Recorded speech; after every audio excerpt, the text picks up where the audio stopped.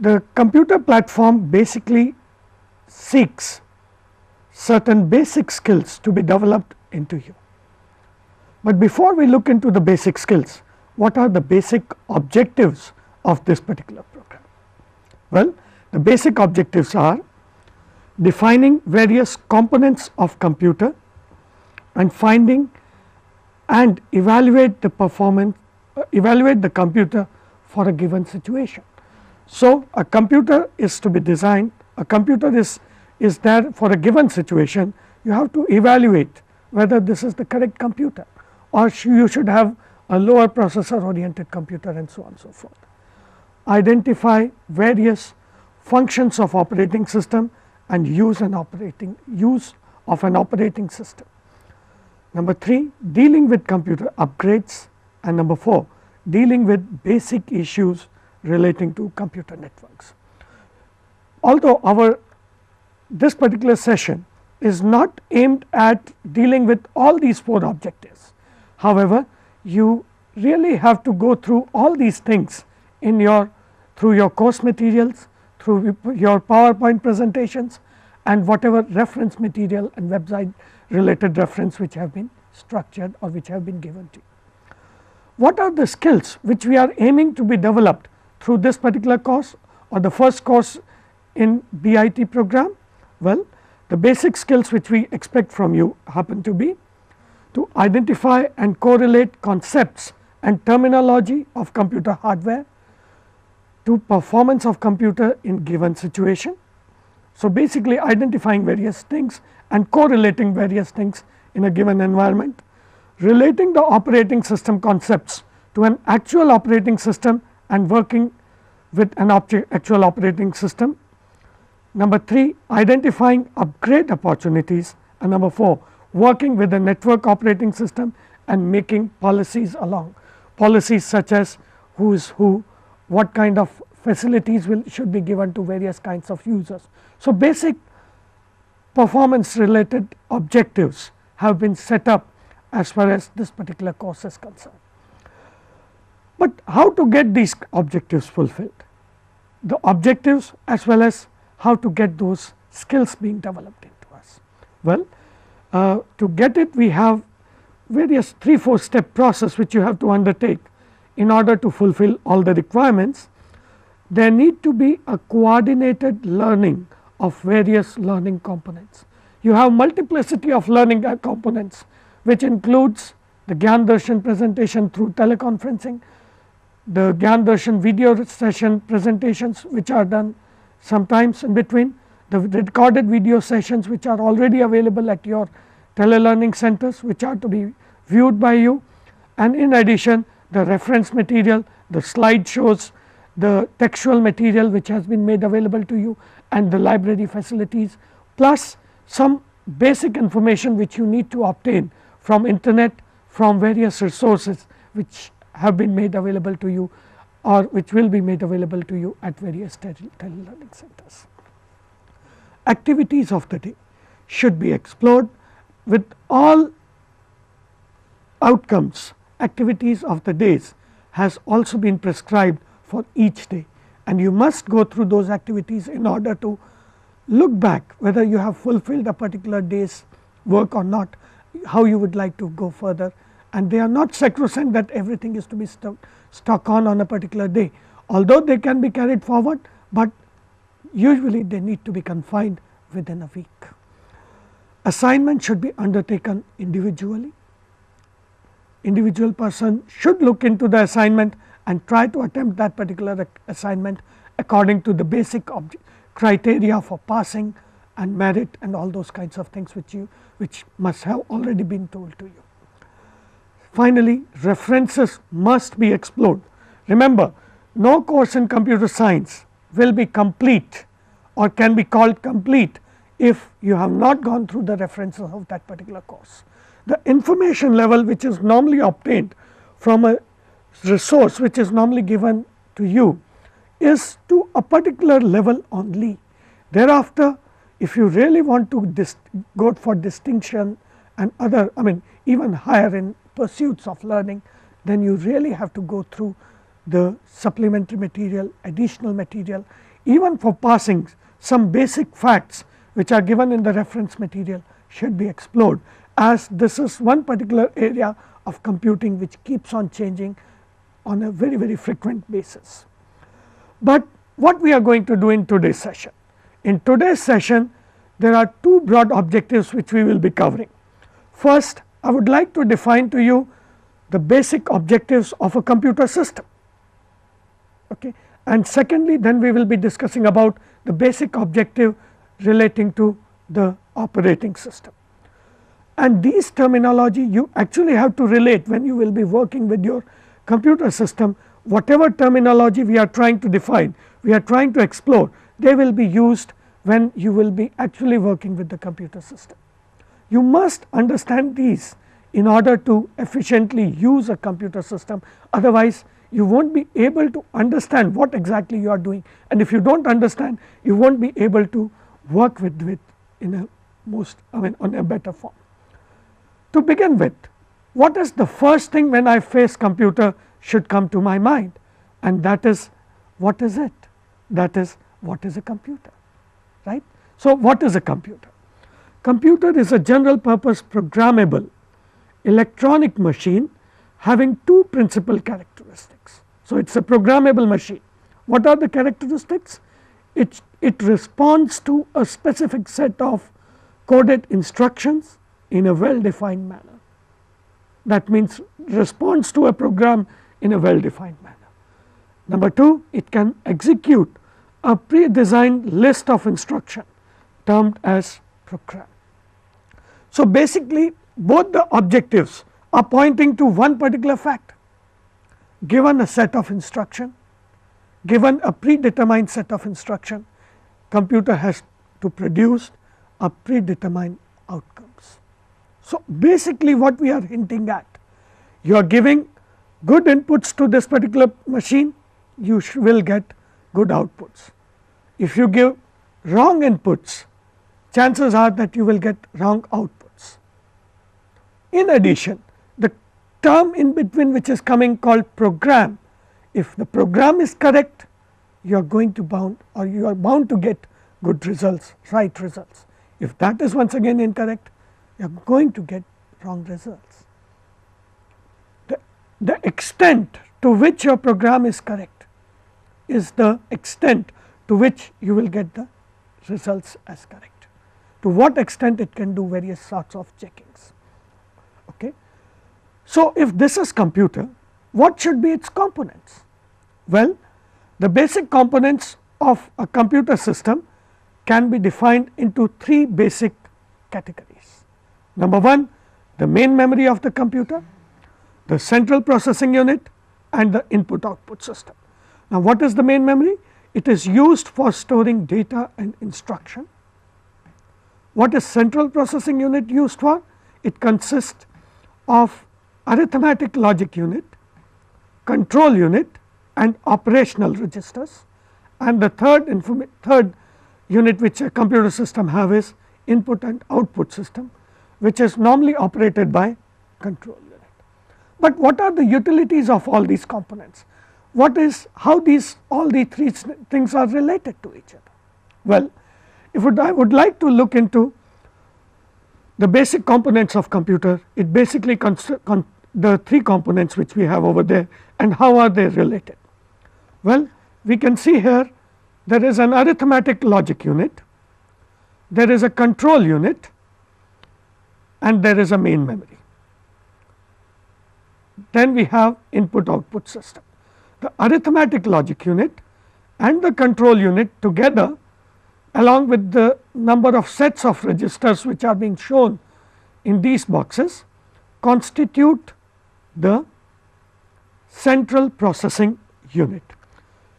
If I have to say about arithmetic logic unit, what it consists of?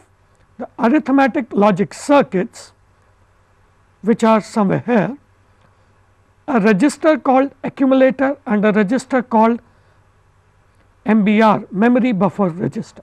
So, these are the two registers which are very much there with the arithmetic logic unit. What this particular control unit consists of?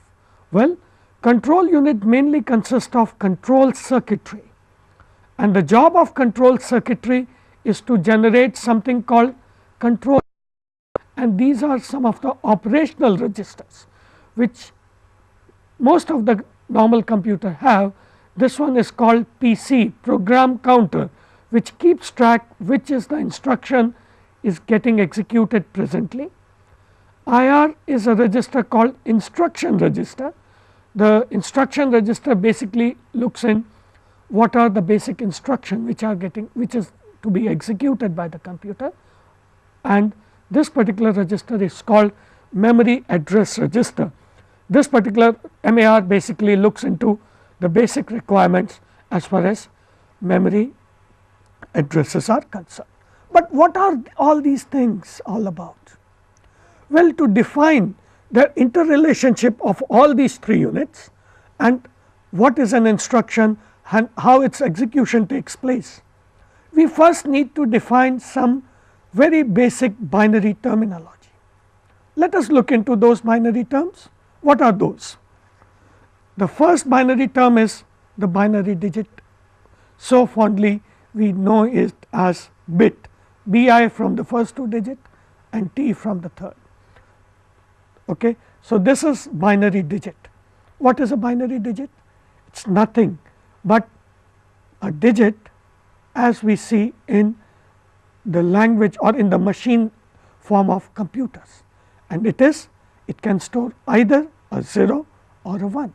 We can equate a bit to something like a bulb, which is either on or off, and that is precisely how in electronics it is represented as, maybe as a high voltage and low voltage or absence of voltage, right. So, that is how you represent a bit in computer. That means it is just representing one piece of information, absence of a signal or presence of a signal, and that is either 0 or 1. But all these 0 and 1, simple 0 and 1, can it represent whole sort of instructions, whole sorts of data, and so many other things which we have kept on telling about computer, arithmetic logic circuit and so on and so forth. Well, a bit basically is a very micro unit, and something called byte is a macro unit. We have three things, we have three basic things: byte, ASCII and Unicode. Now, all these three are macro units for bit. The purpose of ASCII, byte is basically nothing but a collection of 8 bits commonly used for representing size of file. It can further be clubbed into macros, kilobytes, megabytes. ASCII is nothing but a code, American Standard Code of Information Interchange, which uses in today's context 8-bit representation for representing information such as A to Z alphabetic information, numeric information in the form of characters. All that information is represented in 8-bit, and Unicode is an extended representation of information in computer, which is a 16-bit information representation, where all the character set of almost all the languages are represented in computer system. So, these are the macro units which are basically used for representing information. If we go further, the next term which we follow in computer is called word, a word, right. Now, a word in various computers are defined differently. Sometimes it is defined as the unit of data transfer between the memory and the CPU. Sometimes it is defined as the size of the integer unit in a computer system. So, it is a macro unit mainly from the point of view of data transfer. Well, is there any other macro unit? Well, that particular macro unit is numeric data. Numeric data is represented in the form of integer, can be in multiple words, okay, in the form of integer or real numbers. However, all the numeric data in computer will be in the form of binary. Okay. Now, numeric data can be integers or real numbers, and both of them can be in the form of binaries. They are commonly fondly known as fixed point numbers and floating point numbers. And finally, what is the most macro term? The instruction. Now, what is an instruction in the terminology of computers? Well, an instruction is defined to be a very, very specific thing.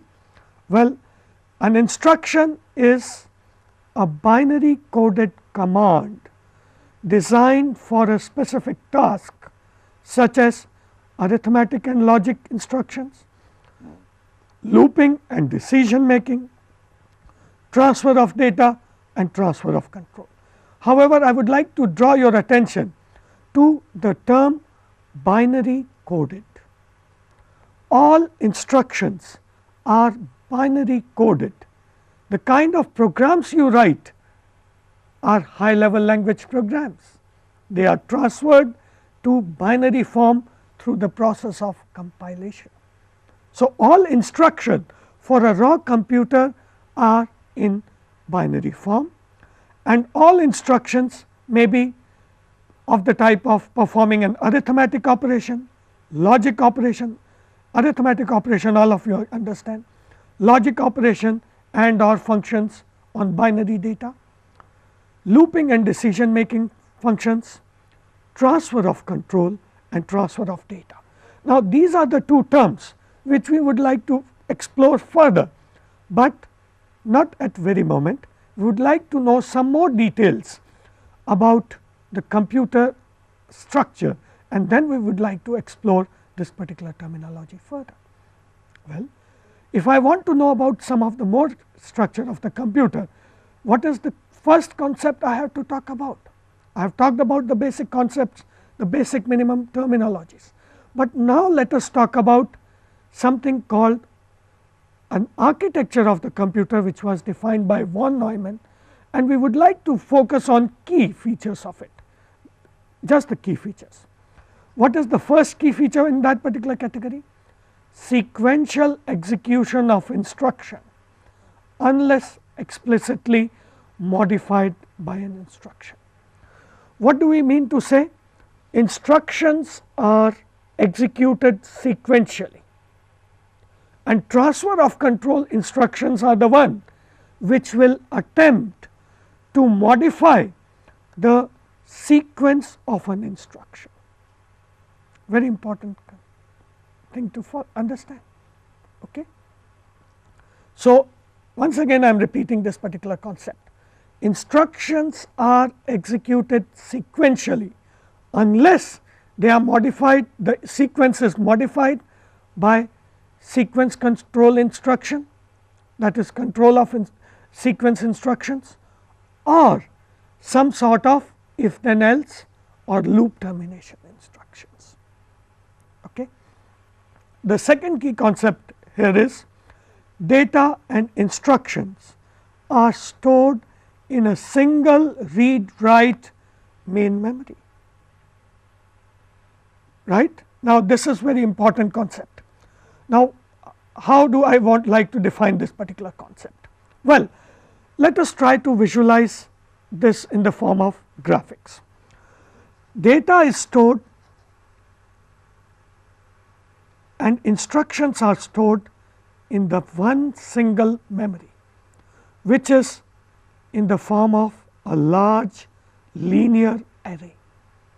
So, somewhere over here you are visualizing instructions, somewhere here is the data.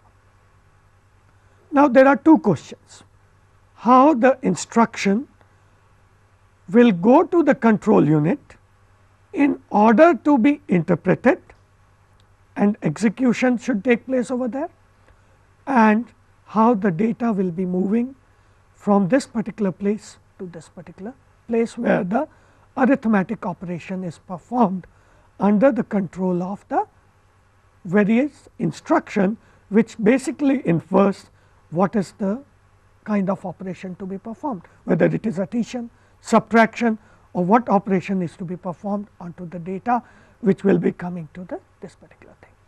So, if you remember, what we talked about was control of data instruction. So, control of data instruction will primarily look at this particular aspect: transfer of data from the memory to the central processing or arithmetic logic unit, right. Is there any other typical thing before we start once again detailing about this, the instruction execution paradigm? Yes, there is one more aspect which have to be looked into, that is the contents of the memory addressable by location. The contents of the memory are addressable by location irrespective of type of data stored, and the main memory is also called random access memory. What do I mean by saying these two terms? Once again, the data is being stored into the random access memory over here, or the main memory over here. So, this is also called random access. Why it is called random access? This particular register, called memory address register, issues whatever address we are basically talking about, okay. And all of those addresses, any one of those addresses can be recorded in memory address register. It is same as saying you have a big apartment over here, and in each apartment you have a unique flat number. So, each flat has different address, and that address is inferred or interpreted or indicated by memory address register, okay. So, that is what we mean to say all these terminology, right. Now, how an execution of instruction takes place. Now, that is where we should come to. Now, if I want to execute an instruction, what should be the first step? Obviously, the instruction is to be fetched. So, what should be the first step for instruction execution? Get the instruction, right. Now, if I would like to see where exactly the instruction is residing, somewhere here, and that instruction is to be brought, there is a link to MBR, and from there it is to be brought to somewhere in the control unit. Okay. So, instruction are brought. How they will be brought? Computer does not know initially whether it is an instruction or data. For it, it is just some data which is stored into the main memory. However, it is the program counter which tells, yes, this may be the instruction. So, it is brought to the memory over here to MBR, and it is taken to the instruction register. Okay. Now, that is fetching the instruction, get the instruction. The second step over there is decode the instruction. Now, decode the instruction will be once again somewhere here, instruction register. The job of instruction register is to give that particular instruction or furnish that instruction to control circuit, and control circuit in turn will understand which instruction we are talking about by generating necessary control signals, and those control signals will be for arithmetic, maybe for arithmetic logic unit, maybe for fetching more information from here, or maybe for some input and output. What is the third step? Get the operands, right. So, the control signals are basically trying to tell us get the operand, where exactly the operands are residing,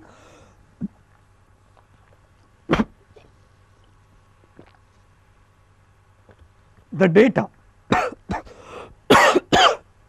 the data is residing in the memory itself.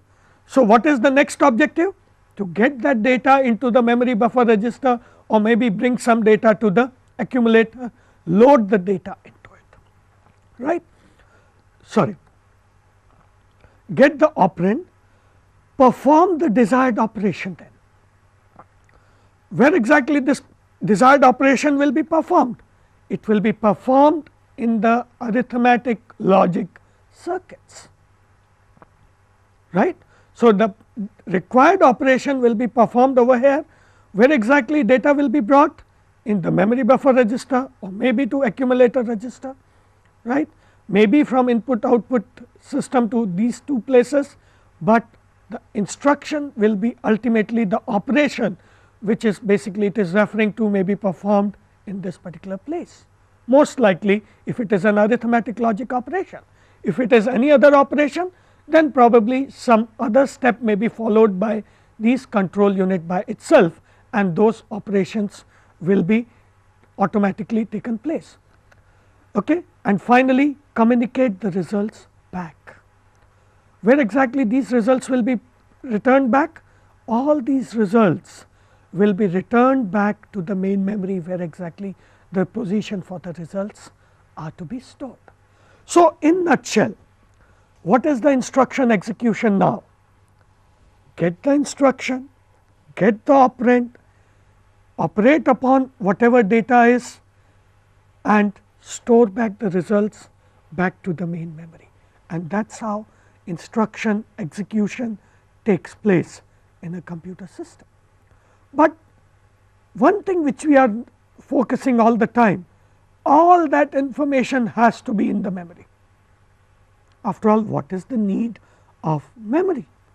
Why can't those instructions be directly brought from input output devices, and why they should be placed in the memory first and then execution has to take place?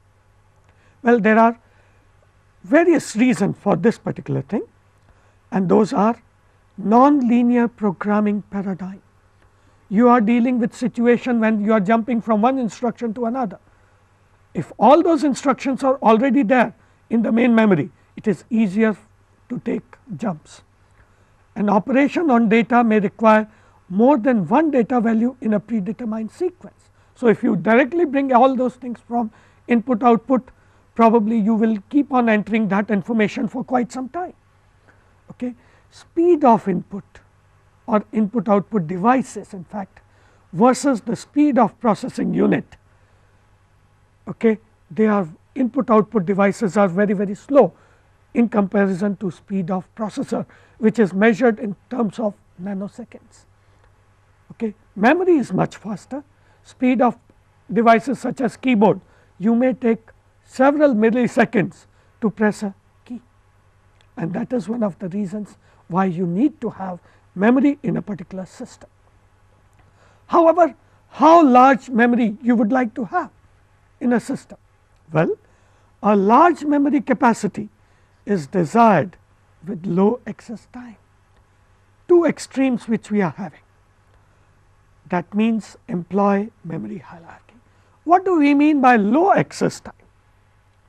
Low access time probably is referring to as we are moving from fast electronic memory to slower magnetic memory. What do we mean by saying so? Well, let us look into the graphics for that. Registers are the fastest, they are within the CPU. Cache, we would like to talk about this particular memory a bit. Main memory, we have always talked about. Okay, so here is a main memory which contains all the data, but probably main memory is somewhat slower than the CPU registers, and that is why we need some intermediate memory called cache in between the two. Magnetic disk, all these memories, 3 memories top 3 memories are volatile in nature. You must have experienced this particular fact. As soon as computer is switched off, your program which you were processing is normally loses its content, it is wiped off, or the editing which you were doing is gone. Okay? That is why these 3 are volatile. Next, disk cache, probably this is intermediate between the main memory and the magnetic disk because of the speed differences between the two. And finally, we have magnetic tape and optical disk. Sometimes we can club it along with magnetic disks, although magnetic disks are faster. So, we can show a link directly to disk cache and main memory through this. Okay. But this is something which we always try to have as backup storage in our computer system. These are normally the online storage in our computer, online readily available, and disk cache try to make the whole process very fast. So, this is the basic idea of memory hierarchy. But what are the characteristics as we are going down the line in the memory hierarchy?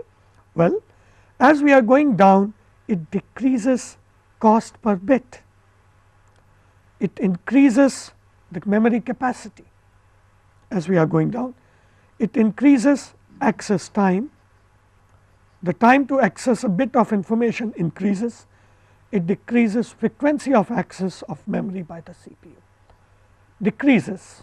So, most of the accesses must be from the cache memory. Thereafter, cache is in between main memory and this processor. Earlier cache was not there, now cache has been made just to fasten the pace of the computer or increase the performance of a particular computer system. So, these are some of the common traits as you go across the memory hierarchy of a computer. But why this particular memory hierarchy works? What is the advantage of this particular memory hierarchy? Why should I assume that this particular memory hierarchy will work and will give me good results? After all the data is to be fetched ultimately from the main memory, but what is the importance of this particular memory hierarchy? Well, the programs which are there in the secondary memory are to be brought into the main memory. Once they are into the main memory, only thereafter the processing through cache may increase the performance. Why that increases the performance? Well, there is a locality of reference. What is locality of reference? During program execution, memory references by processor for both instruction and data tend to cluster in specific area, and the main reasons for this particular clustering happens to be there are iterative loops in the program, there are subroutines, functions in programs, and use of data structures such as array in data. So, you will find most of the information is cluttered in specific areas, and because of that, if I just put a portion of that particular information from main memory to the cache, the response may be faster, because the information now can be caught from the cache.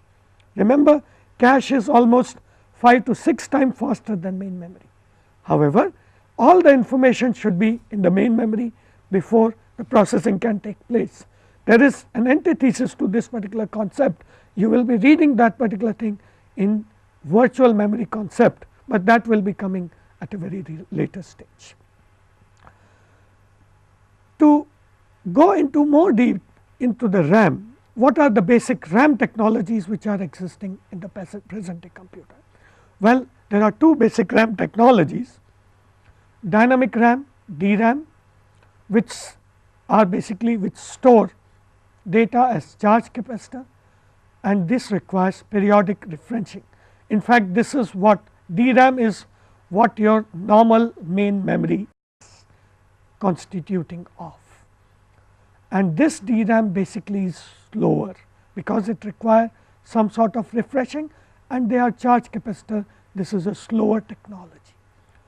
On the other hand, you have static RAM, which are traditional flip-flop, same technology which is made, which makes your processor logic gates and does not require processing. So, what is the advantage of this particular thing, or how would we like to compare SRAM with DRAM? Well, DRAM is supposed to be more dense, less expensive, but require circuitry for refreshing. DRAMs are slower than SRAMs. So, for large memories they are preferred. That means, all main memories are to be made from DRAMs, which are 5 to 10 times slower than SRAMs, and cache memories are made of SRAMs. So, this is how you make smaller cache memory. Okay? You make those smaller cache memory from SRAM, your cost is limited, yet it is performing a very good job with the help in conjunction of locality of reference and your main memory. It is doing a fantastic job as far as increasing the performance of computer is concerned, and that is the key aspect. So, let us look into what is cache then.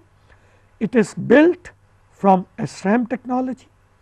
Level 1 cache, L1 cache is built into microprocessors of today, and level 2 cache is normally external to microprocessors, and you will find most of the motherboards are equipped with level 2 cache, and today's microprocessors, Pentium and all that, have a minimum level of L1 caches with them. We talking about caches, so let us talk about a bit of disk cache also. What is disk cache? Well, disk caches are used to speed up access to data on a disk. A portion of RAM called soft disk cache that can be utilized as disk cache, or a RAM as part of hard disk cache. However, this is more expensive kind of process, and normally what is the objective of these disk cache? To access the information from the secondary storage input output devices to the main memory of the computer at a fastest rate.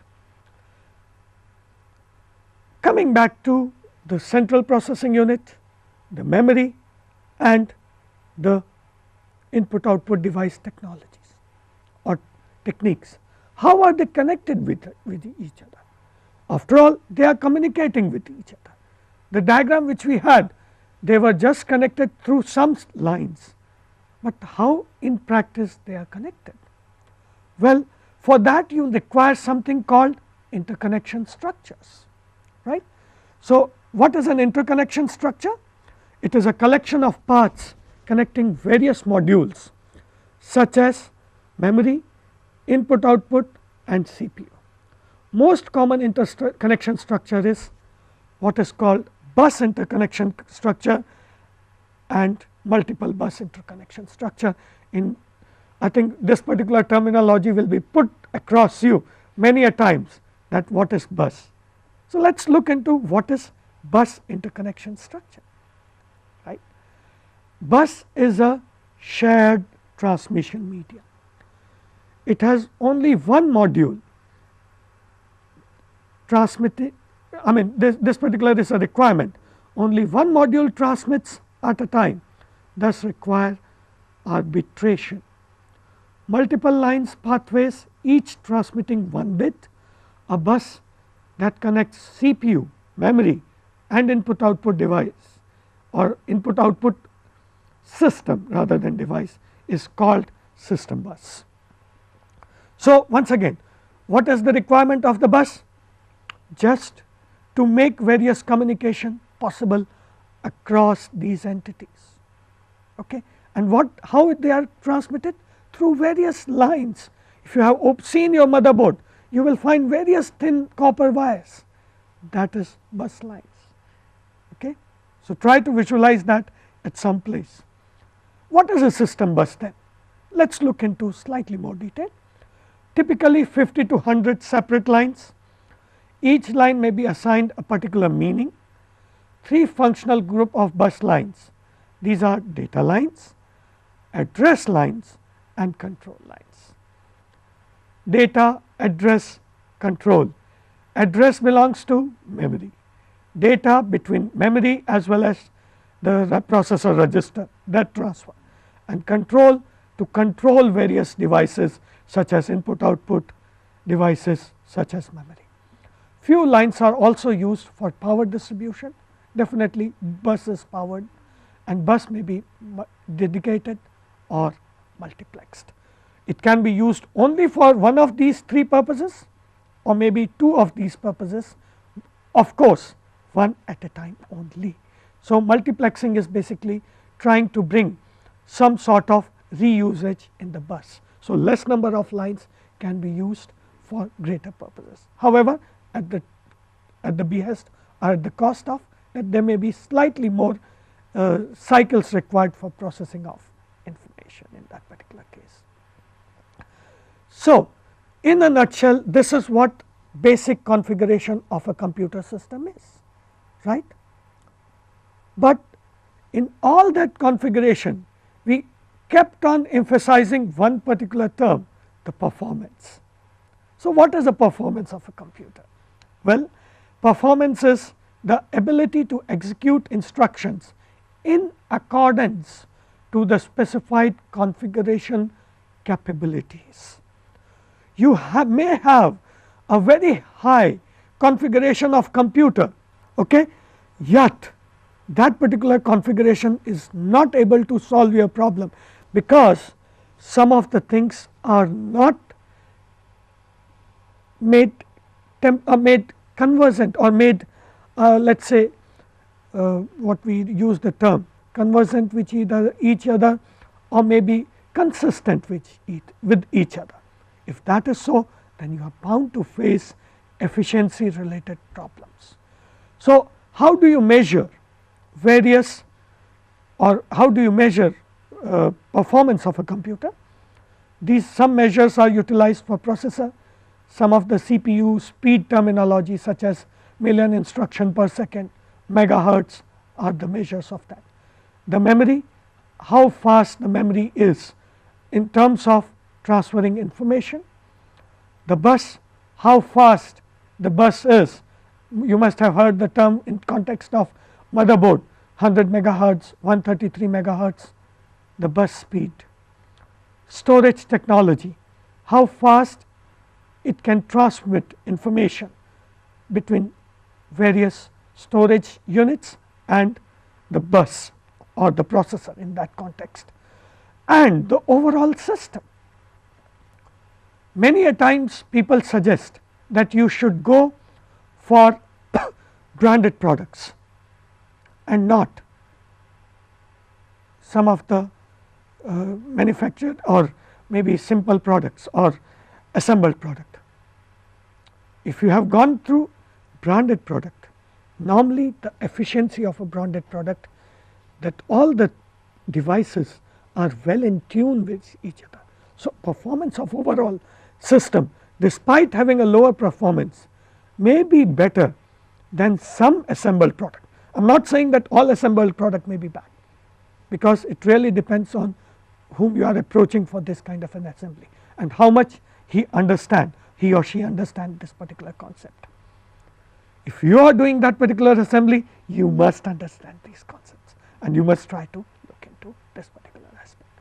So, what we have covered by now, we have just covered the basic computer system, what are its components and what are the issues we should basically focus when we are dealing with a computer system, especially its hardware issues. Now, let us try to look into some of the operating system or operating term systems. Now, let us try to look into the definition of an operating system. But before we go to the definition, the first question we always ask ourselves, why study operating system?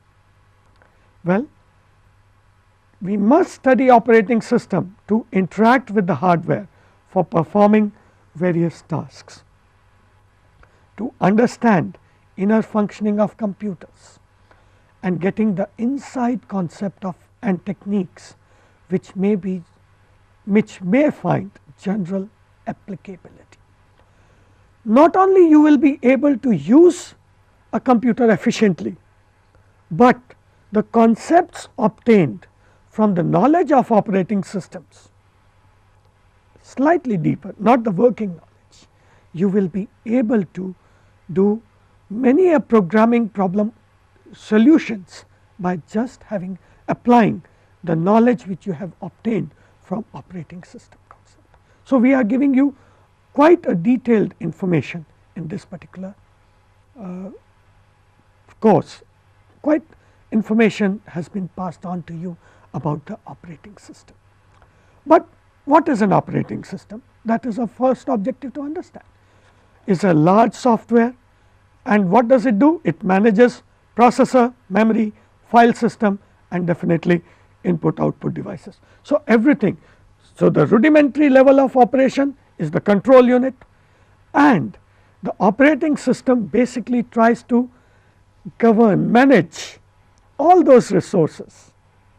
The task will be done still by the control unit and the central processing unit, but operating system will govern the overall performance of the system or efficiency of the system, how it works.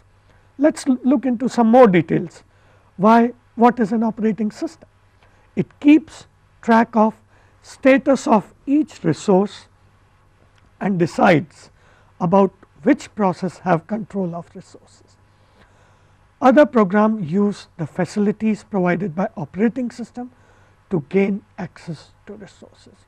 So, here is a program which is trying to make computer somewhat friendlier for you. Some of the simpler tasks can be done in a simple way, such as in Windows 95, a GUI based operating system. You can do many a task simply copying of a file. Okay. If you really have to write a machine code for it, probably it is too difficult for that. Okay. But how do you interact or communicate with an operating system? Well, communication with operating system can be by two things: system calls, okay, and if by other programs are doing it, then they do it through system calls. And operating system commands by the users, they include, if you are talking about operating system commands, they also basically we can say graphical user interfaces also can be clubbed at this particular level of interaction. But we are focused at one of the major problem with operating system, and that is how to increase the efficiency of resource utilization of a computer system. What you will find in computer system, if I am just working with one task, the resource utilization in computer is very poor. If that is so, what is the alternate?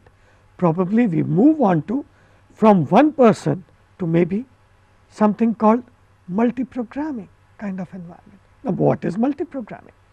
It allows multiple processes, programs at the same time, multiple programs to be executed in a computer at the same time. Well, that seems very fascinating, but I am dealing with a personal computer. So, what can I do on a personal computer? Well, on a personal computer I can follow a step called multitasking. Now, what is multitasking? Well, multitasking support concurrent execution of two or more active processes. It maintains code and data of several processes in memory simultaneously. Okay? So, multiple processes, you might have initiated multiple tasks and all of them are in the memory, and multiplexes processor and input output devices among them. It supports memory protection facility for resident processes. All those processes should not get mixed up, they should have their own memory, they should have their own processing space, they should have their own processing requirements being fulfilled. That is what multi-programming will look into. More? Yes, multitasking is one of the mechanisms that multi-programming system employs in managing the totality of computer system resources, including processor, memory and I/O devices. So, this multitasking actually is a part of multi-programming, and multitasking operation without multi-user support can be found in some advanced personal computer, and in fact you have found them in whatever computers you are using. They are quite advanced computers, if we want to say that way. Even Pentium system is quite an advanced computer if we want to compare it with any older system. Okay. Now, let us look into slightly more details of multiprogramming. What do we mean by multiprogramming then? In addition to multitasking, multiprogramming supports sophisticated memory protection. Among various processes, it allows sharing of information, which normally multitasking does not do. It enforces concurrency control for shared input output devices and files. Basically, this is somewhat you will be reading in your third year of BIT program, these kinds of things. It supports multiple users, that is called multi-user operating system. Multiprogramming implies multitasking. However, multitasking does not imply multiprogramming. So, the other way around, this kind of a statement may not be correct. Let us look into some more operating systems from the basis point of view, because these are the two. Others may also be utilized for some more purposes in computers. One is multi-user operating system, and that provides facility for maintenance of individual user environment. Okay? So, wherever you will find mainframes, you will find this kind of a thing. User authentication for security and protection, passwords, okay, and your accounts, account names, they will be provided. Per user resource usage accounting, how much you have utilized a particular computer can be clubbed. Some today's modern distributed or systems, I mean we will not call it a distributed operating system, but network operating system like NT and Unix, all these have all these facility of multi-user operating system, which we have seen. Then we have multi-access operating systems. What is multi-access operating system? Simultaneous access to computer from more than one terminals, does not imply multiprogramming necessarily. Example is transaction processing system having many terminals under the control of single program. To certain extent, railway reservation system can be categorized under this kind of a category. So, multi-access systems. Is there any other category? Yes, we have multi-processing or multi-process operating system. They manages operation of computers having multiprocessors or multitasking by definition, as execute multiple tasks on different processors. Multitasking feature may or may not be allowed on a single processor and may be time sharing or real timing. Now, what we are introducing here are two more terms, real timing and time sharing. We need to have some more details about what is real timing and what is time sharing. So, let us look into what is time sharing. Time sharing is a popular representative of multi-programmed multi-user operating system used in many large CAD and text processing systems that belong to this category. What is the objective? Good response time often attempts for equitable sharing of common resources, and most common resources of those common resources is central processing unit. So, multitasking the time sharing system will distribute a minimum small quantum of time of processor to all the processes, and everybody feels, oh, my job is being processed, but that is not so. Everybody is getting processor with some time share. What is the real time systems then? Well, the real time system is used in environments with large number of external events to be processed in a short time. Examples are industrial control, telephone switching equipment, flight control, military application, and the primary objective in this particular case is not resource utilization, but quick event response time resources concern is secondary. Why we have this kind of a thing? The objective is very simple here. They are very critical system. If there is a failure in some of the process, it is to be responded to immediately, otherwise there will be more problems. So, resource utilization is secondary. So, with this what we have covered is basically some basic aspects or relating to various operating systems which can exist in computer systems of today, and what is the prime objective of any of those type of operating system? Primarily to enhance the resource utilization. Okay. But if that is so, there must be another prime objective. We have our operating system as resource manager, right. So, what do we call an operating system?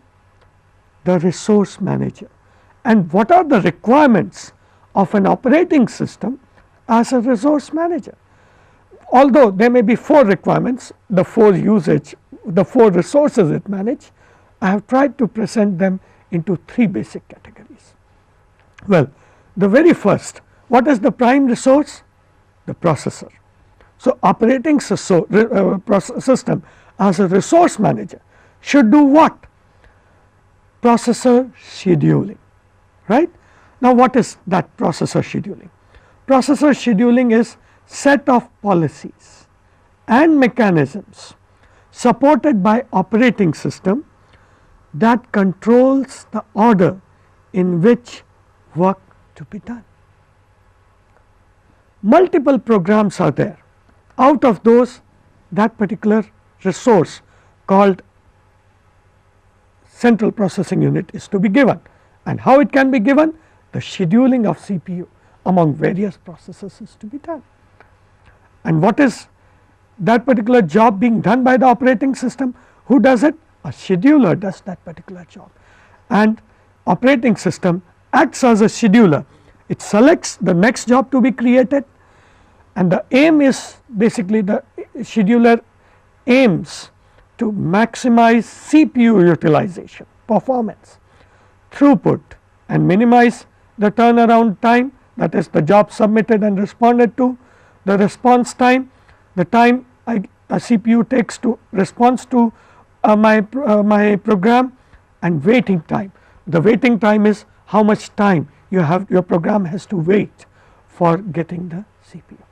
So, scheduler is doing that particular job, and where exactly scheduler is? Operating system. The second key task or key thing which one operating system has to do is memory management, right. Now, in the memory management, what it has to do?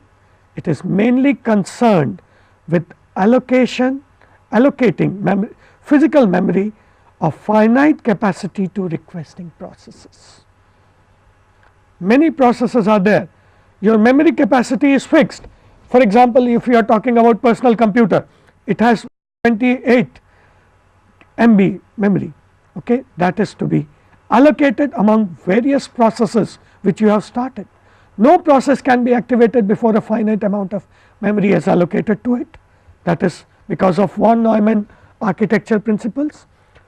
2 conflicting requirements are separation of address space and sharing of memory.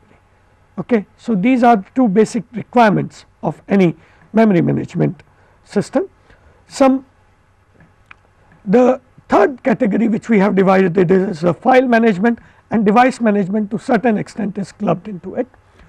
The file management hides all device specific aspects from the user, maps file access request from logical to physical file space, transmit files between main and secondary storage.